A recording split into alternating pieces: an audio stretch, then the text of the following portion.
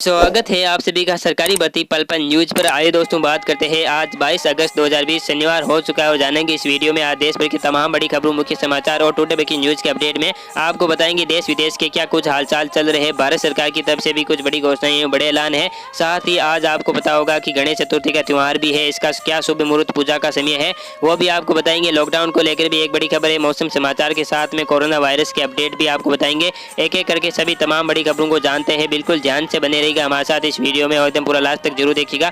सीधे बात करते हैं पहली खबर की। तो देख पा रहे होंगे कि आज गणेश चतुर्थी के त्यौहार के मौके पर आखिर पूजा का शुभ मुहूर्त वगैरह क्या रहेगा, किस समय आपको श्री गणेशा की पूजा करनी चाहिए, तो इसका सही फल आपको मिलेगा। तो आपको बता दूं, मुहूर्त में सुबह का मुहूर्त है 11:06 से सुबह, इससे लेकर दोपहर 1:42 तक आप पूजा कर सकते हैं। दिन का दूसरा मुहूर्त है शाम 4:23 से 7:22 तक और रात का एक और मुहूर्त है 9:12 से 11:23 तक। गणेश चतुर्थी पर सुप्रीम कोर्ट ने भी कहा दोस्तों कि गणपति उत्सव की इजाजत नहीं होगी, भीड़ पर काबू करना मुश्किल हो जाता है और इसीलिए देश भर में इस बार जो गणेश चतुर्थी का त्यौहार है घरों में ही बैठकर मनाने की अपील की गई है। अगली खबर, भारतीय स्टेट बैंक के खाताधारकों के लिए खुशखबरी, अब व्हाट्सएप पर भी आपको एटीएम मशीन से पैसा निकालने की सुविधा मिलेगी। जी हां दोस्तों, एसबीआई ने अपने ग्राहकों के लिए एटीएम आपके द्वार नाम की एक नई सेवा शुरू की है, जिसमें सिर्फ आपको एक व्हाट्सएप मैसेज करने का रहेगा और एटीएम मशीन आपके घर पैसा डिलीवर कर सकेगी।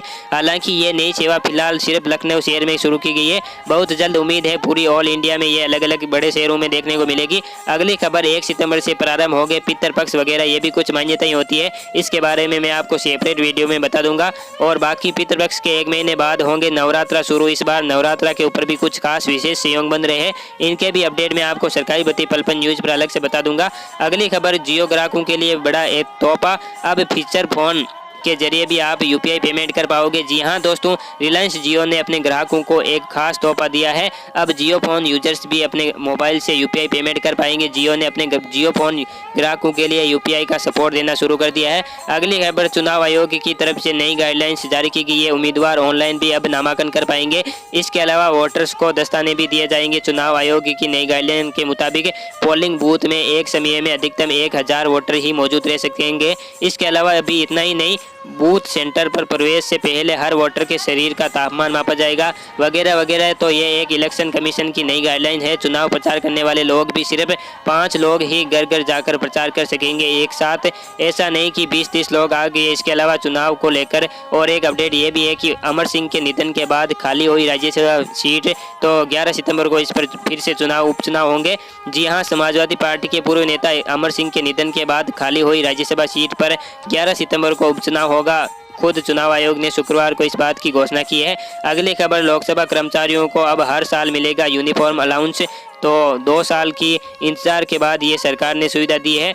जी हाँ, ड्रेस भत्ता मिलेगा उनको कपड़े पहनने के लिए। किन लोगों को? लोकसभा कर्मचारियों को। इन कर्मचारियों को अब यूनिफॉर्म खरीदने के लिए हर साल भत्ता दिया जाएगा। इससे पहले उन्हें 2 साल में एक बार यूनिफॉर्म सिलाने के लिए कपड़ा मिलता था, लेकिन अब सालाना यूनिफॉर्म अलाउंस इनको दिए जाने की सरकार ने अनुमति दे दी है। और ये भत्ते की राशि महिला कर्मचारियों के लिए 17,000 रुपये की और पुरुष कर्मचारियों के लिए 16,000 रुपये की तक होगी। अगली खबर, अब दूरदर्शन से होगी उत्तर प्रदेश बोर्ड के 10वीं और 12वीं कक्षा के छात्रों की ऑनलाइन पढ़ाई। अगली खबर, चीनी वायरस के क्या ताज़ा आंकड़े चल रहे हैं। तो अभी भारत में टोटल संक्रमित लोगों की संख्या 29,73,368 है। जान जाने वाले लोगों की संख्या 55,928 हो चुकी है।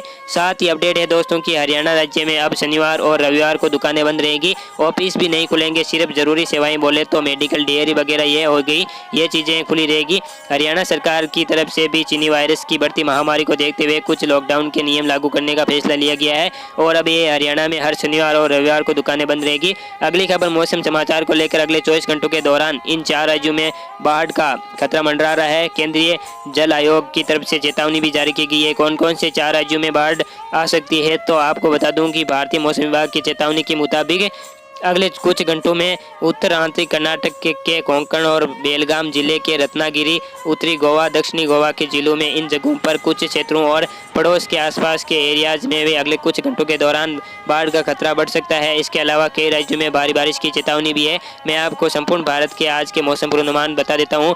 जी हाँ, तो हरियाणा, उत्तर प्रदेश समेत कई राज्यों के लिए भारी बारिश का अलर्ट जारी किया गया है। कौन कौन से राज्यों में, तो खबर देख सकते हैं। अगले 24 घंटों के दौरान उड़ीसा, गंगे पश्चिम बंगाल, झारखंड, उत्तरी तेलंगाना, मध्य प्रदेश के कुछ हिस्सों में भारी बारिश की संभावना है। साथ ही पूर्वी राजस्थान, कोंकण, गोवा, तटीय कर्नाटक, गुजरात के कुछ जगहों पर भी हल्की से मध्यम बारिश हो सकती है। इसके अलावा हिमाचल प्रदेश, उत्तराखंड, पंजाब, बिहार, उत्तर प्रदेश, उप हिमालय, पश्चिम बंगाल, सिक्किम और पूर्वोत्तर भारत में हल्की से मध्यम बारिश की संभावना है। उत्तर कर्नाटक, आंध्र प्रदेश, भारत के कुछ उत्तरी हिस्सों में हल्की फुल्की बारिश की संभावना है। अगली खबर सुशांत सिंह राजपूत को लेकर, उनके शरीर पर लगे चोट के निशान को फिर से एम्स की फोरेंसिक टीम जो है स्टडी करेगी कि आखिर उन्होंने इस दुनिया को अलविदा कहा आखिर किस कारण की वजह से।